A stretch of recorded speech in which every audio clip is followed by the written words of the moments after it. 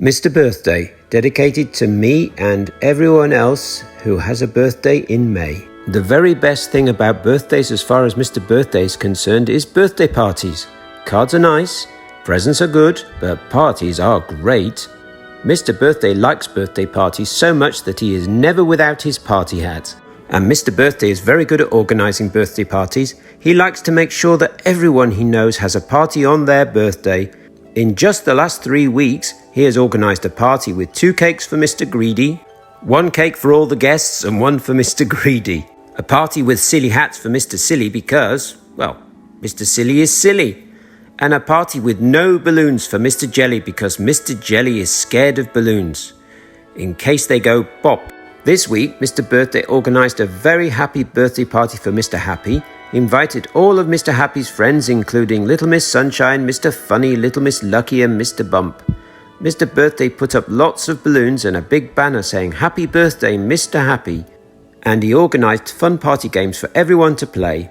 Little Miss Lucky won Pass the Parcel, and then she won Pin the Tail on the Donkey. She's not called Little Miss Lucky for nothing. It was difficult to know who won musical chairs because Mr. Bump kept knocking over the chairs.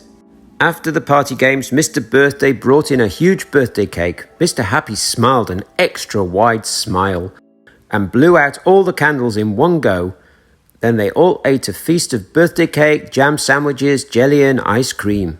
Everyone had a wonderful time. When the party had finished, Mr. Happy thanked Mr. Birthday. "We mustn't forget that extra special birthday next week," added Mr. Happy with a wink as he said goodbye.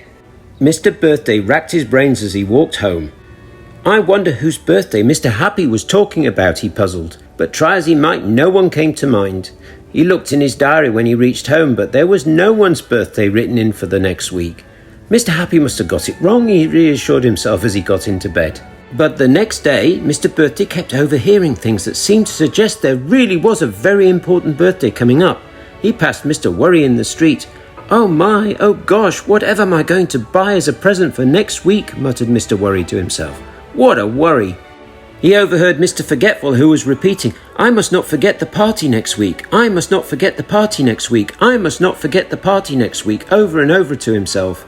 "I must not forget the," he said, and stopped mid-sentence. Then he looked at his hand.